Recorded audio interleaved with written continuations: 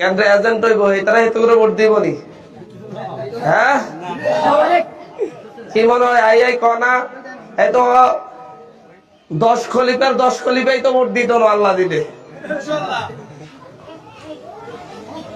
সেদিন নিজুম দ্বীপ থেকে জনসভার জন্য মানুষ নিয়ে আসছিল।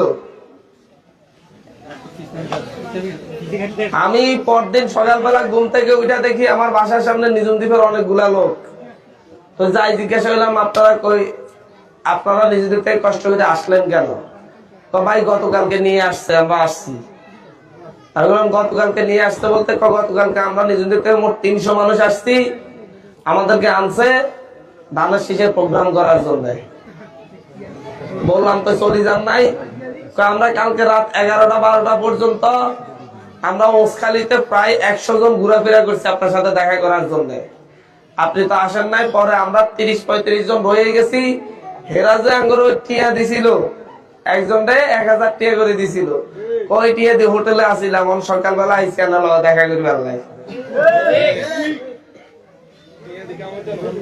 আমরা করে কনা হেতু দলের লোকজন বিভিন্ন জন যারা বড় কানে কানে কনা যে হচ্ছে আর ভোটটা কিন্তু আমি আর এর দিতাম না। কনা কনি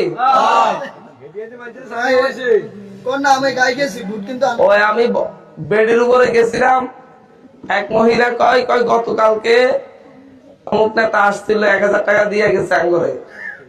আমি আর হোলারাই ঝাড়াইছি ওয়ার্কের করার জন্য। আজকে আপনাদের এখানে কলোনিতে গেছি। কি কলোনি জানো? ওই দিক দিয়ে ঢুকছিলাম। ওই কলোনির সব মহিলারা একত্রিত হইয়া দাঁড়াই আছে। নামার কথা ছিল না, নামলাম নাই না, যাই দেখা করলাম। দেখা করার পরে কি কাঙ্গুর তো নেতারা আইয়ে কই, আমি তো টিয়ার বিনিময়ে ভোট বেচবেন না, আমরা সেই টিয়া দিয়ে আমরা প্রচার করি, সমস্যা নেই। বাস্তব অবস্থা এরকম ঘুরে দাঁড়াইছে ইনশাল্লাহ। আপনারা দেখেন আপনাদের এলাকায় এরকম নাই?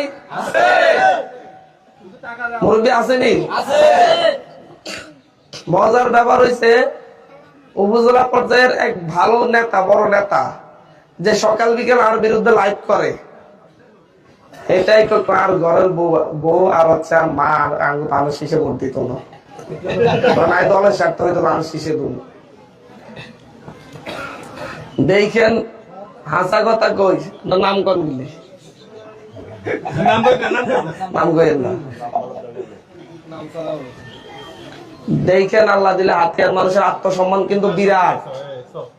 হাতিয়ার মানুষের সম্মানে যারাই আঘাত করছে এটারা কিন্তু শেষ পেশ সম্মান নিয়ে ফেরত যায় নাই। 1991 সালে একজন টিয়াদি কিনতে চাইছিল না? হ্যাঁ, টিয়াদি কিনতে চাইছিল নি? তো হরে কত ভোটে প্যাকেট করে মানুষ হাঁটাই দিছে।